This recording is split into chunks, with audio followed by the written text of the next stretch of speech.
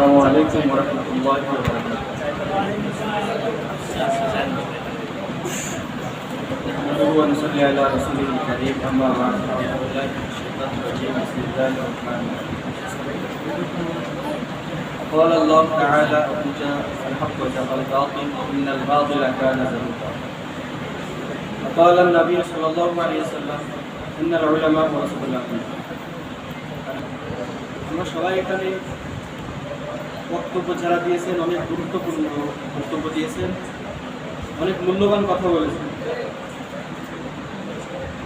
কিন্তু বর্তমান নিয়ে কেউ কোনো কথা বলেনি। সবাই ইতিহাস নিয়েই কথা বলেছে, বর্তমান নিয়ে কথা বলা সবার একটু উচিত ছিল। তো বর্তমান নিয়ে আমি কিঞ্চিত পরিমাণ আলোকপাত করবো ইনশাআল্লাহ, সবাই ধৈর্য সহকারে শুনবেন। বর্তমানে দেখা গেছে কলেজ, ইউনিভার্সিটি, স্কুলের সকল ছাত্রছাত্রী, আমার প্রাণপ্রিয় ভাই ও বোনেরা, তারা কোটা বিরোধী আন্দোলন করতেছে। তারা যে আন্দোলন করতেছে, আমাদের সরকার, মাননীয় প্রধানমন্ত্রী এটা কোনোভাবেই মেনে নিতে রাজি নয়। তো ছাত্রছাত্রীরা তারা আরো গাঢ়ভাবে, আরো দৃঢ়ভাবে একিন নিয়ে এই আন্দোলনটাকে আরো মজবুতভাবে চালিয়ে গেছে। কিন্তু যখন দেখেছে যে ছাত্রছাত্রীরা আরো বেশি হারে এই আন্দোলনটা করতেছে, তখন আমাদের সরকার তিনি মুক্তিযোদ্ধাকে এই প্রাধান্যতা দিয়েছেন এবং যারা মুক্তিযোদ্ধার নাতি নন তাদেরকে রাজাকার হিসেবে স্বীকৃতি দিয়েছেন। আমরা বলতে চাই যে যারা মুক্তিযোদ্ধার নাতিপুতি নাই তারা কি পাকিস্তান থেকে এসেছে যে তাদেরকে রাজাকার হিসেবে স্বীকৃতি দিলেন? কোন দিক থেকে তাদেরকে স্বীকৃতি দিলেন রাজাকার হিসেবে? তারা আন্দোলন করতেছে, পুলিশদেরকে রাজপথে নামিয়ে দিয়েছেন তাদেরকে পিটিয়ে মারার জন্য। পুলিশ দিয়ে শুধু ক্ষান্ত হন নাই, ছাত্রলীগ নামিয়ে দিয়েছেন তাদেরকে পিটিয়ে মারার জন্য। সংগ্রামী বন্ধুগণ আমার, আমরা বলতে চাই এই যে ছাত্রলীগ, তারা আমার ছাত্রছাত্রী ভাইদেরকে পিটিয়ে পিটিয়ে রক্তাক্ত করেছে, পিটিয়ে হত্যা করেছে। আমরা বলতে চাই মহতারাম হাজিরিন, এই ছাত্রলীগ নিষিদ্ধ করে দিন। যারা আমার মায়ের বুককে খালি করে, যারা শিক্ষাঙ্গনগুলোকে কসাইখানায় পরিণত করে, যারা আমার ছাত্রছাত্রী ভাইদেরকে মেরে রক্তাক্ত করে, আমার ছাত্রছাত্রী ভাইদেরকে পিঠে মেরে ফেলে, এই ছাত্রলীগ আমরা দেখতে চাই না, দেখতে চাই না, দেখতে চাই না। সংগ্রামী বন্ধুগণ আমার, আমরা দেখেছি গত শুক্রবার ছাত্রছাত্রীরা যে মিছিলটা বের করেছিল, তাদের মিছিলটি রোখার জন্য, বাধা দেওয়ার জন্য সেনাবাহিনী নিযুক্ত করা হয়েছে। এমনকি তাদের মারার জন্য হেলিকপ্টারের করে সেনাবাহিনী দেওয়া হয়েছে, হেলিকপ্টার থেকে তারা গুলি করে ছাত্রছাত্রীদেরকে মেরেছে, ছাত্রছাত্রীদেরকে মেরেছে, প্লাস সাধারণ জনগণকে তারা মেরেছে।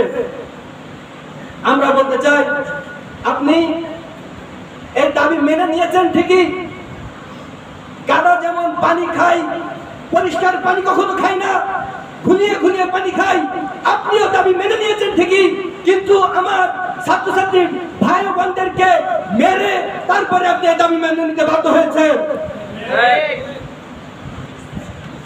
আমরা দেখেছি যে কিভাবে আমার ছাত্রছাত্রী ভাই ও বোনদেরকে পিটিয়ে পিটিয়ে ছাত্রলীগরা হত্যা করেছে।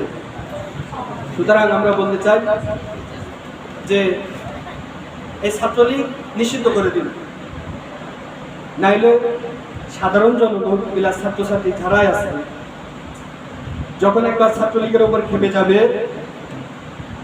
যখন ছাত্রলীগের বিরুদ্ধে তারা আবার রাজপথে নামবে, তখন আপনার দেশ ছেড়ে ইন্ডিয়া পালাতে বাধ্য হবে। দেশ ছেড়ে পালানোর জন্য আপনারা পথ খুঁজে পাবেন না। সংগ্রামী বন্ধুগণ আমার, আমরা দেখেছি যে তারা কিভাবে আমার ছাত্রছাত্রী ভাইদেরকে পিটিয়ে পিটিয়ে রক্তাক্ত করেছে। সারা বাংলাদেশ ব্যাপী এই আন্দোলন চলেছে। সুতরাং আমরা বলতে চাই কোটার যে দাবি এটা মেনে নেওয়া হোক। তো আমাদের এই দাবি মেনে নিলে হয়তোবা ছাত্রছাত্রীরা রাজপথে থাকবে না। তাদের যে কাম্য ছিল তারা রাজপথে নামতে বাধ্য ছিল না। তাদের যে কাম্য ছিল তারা হাতে কলম নিবে, হাতে বই নিবে, নিয়ে পড়ার টেবিলে বসে কলম নিয়ে খাতা নিয়ে লেখাপড়া করবে। কিন্তু আপনারা কলম ফেলে ছাত্রছাত্রীদের হাতে অস্ত্র নিতে বাধ্য করেছেন।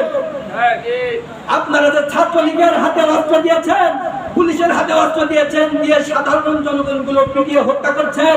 আমরা বলতে চাই যে অস্ত্র আপনি পুলিশের হাতে দিয়েছেন, ছাত্রলীগের হাতে দিয়েছেন, এই অস্ত্র আপনি ছাত্রছাত্রীর হাতে দিয়ে দেখেন। তারপরে আপনার ছাত্রলীগের যে নেতা কর্মী আছে তাদেরকে মাঠে আসতে বলেন, দেখি আপনার ছাত্রলীগের নেতারা কত সময় মাঠে টিকতে পারে। আমরাও দেখবো আপনার ছাত্রলীগের নেতা কর্মীরা কত সময় মাঠে টিকতে পারে। অস্ত্রগুলো ছাত্রছাত্রীর হাতে দেন।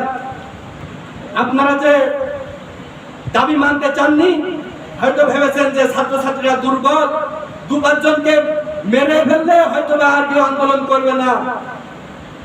কিন্তু আপনি বোকার সঙ্গে বাস করছেন। এটা ছাত্রছাত্রীদের আন্দোলন। দিস ইজ স্টুডেন্ট পাওয়ার। স্টুডেন্টদের যে পাওয়ার এটা আপনি হয়তো ভুলে গিয়েছেন। আপনি ভুলে গিয়েছেন যে স্টুডেন্টদের কতটুকু পাওয়ার।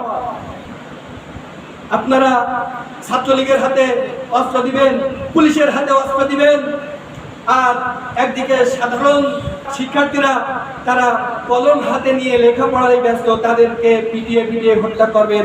এটা আমরা কখনোই মেনে নেব না।